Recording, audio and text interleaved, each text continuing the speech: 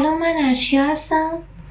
اینجا میخوام درباره شهاب سنگا توضیح بدم و بعدش هم میگم دایناسورها چجوری انقراض شدن. اول میخوام فرق شهاب سنگ، شهاب و شهابواره رو براتون توضیح بدم. شهابواره همون سنگ یا فلزی که توی فضا در حال حرکته بهش میگن شهابواره. حالا شهاب رو میخوام بگم. وقتی همون سنگ یا فلز از فضا وارد جو زمین میشه و شروع به سوختن میکنه بهش میگن شهاب. اون نوری که ما در بعضی شبها توی آسمون میبینیم به اونا میگن شهاب، که توی این تصویر این شهاب سنگ وارد جو زمین شده و سوخته. حالا شهاب سنگ هم همون سنگی که میخواد وارد جو زمین بشه اگه توی آسمون نسوزه و آتیش نگیره و به زمین برخورد کنه بهش میگن شهاب سنگ. حالا جنس شهاب سنگا از چیه؟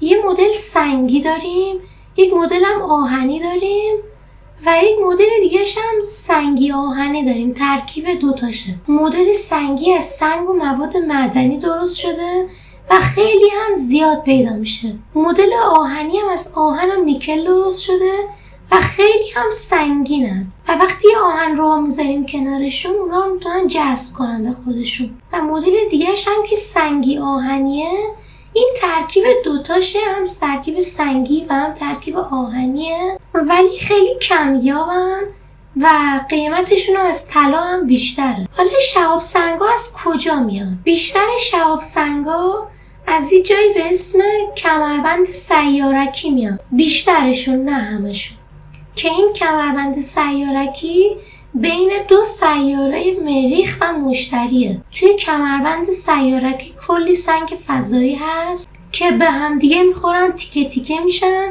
و اون تیکه هاش هم روی زمین میافتن.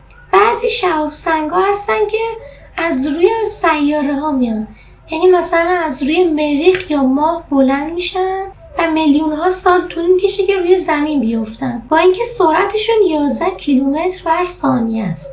حالا چرا وقتی شهاب سنگ ها میخوان وارد جو زمین بشن میسوزن؟ وقتی یک شهاب سنگ با سرعت 11 کیلومتر بر ثانیه وارد جو زمین میشه، هوا جلوشون فشرده میشه و دمای شهاب سنگ میره بالای 2000 درجه و موتورشون داغ میکنه. حالا میخوام بگم که دایناسورها چجوری انقراض شدن. حدود 66 میلیون سال پیش یک شهاب سنگی به اسم چیکسلوب به قطر 10 متر به مکزیک خورد و یک انفجار درست شد و زمین هم میلرزید. همه گرد و غبار و خاک و ذرات ریز رفتن توی آسمون و کل آسمون پر از خاک شد و خورشید هم اصلا دیده نمیشد و زمین تاریک شده بود. و چون که گیاهان نیاز به نور خورشید داشتن همشون نابود شدن و از بین رفتن. گیاهخوارا هم برای همین غذا نداشتن و بعدش هم گوشتخوارا هم مردن و اونجا خیلی از دایناسورها با این شهاب سنگ مردن، ولی همشون با این شهاب سنگ نمردن. چون که نور خورشید دیده نمیشد و زمینم تاریک شده بود و دمای زمینم خیلی اومده بود پایین، هوا خیلی سرد شده بود، ولی دایناسورها نمیتونستن خودشونو گرم نگه دارن، برای همین منقرض شدن. ولی بیشتر دانشمندان میگن که دایناسورها هنوز انقراض نشدن، یعنی همون پرنده‌هایی که ما داریم توی آسمون میبینیم همشون نوعی دایناسورن. و این ویدیو هم تموم شد. اگر از این ویدیو خوشتون اومد حتما ویدیو رو لایک کنید و سابسکرایب هم یادتون نره و اون زنگ کنارش رو هم بزنید و فعلا خداحافظ.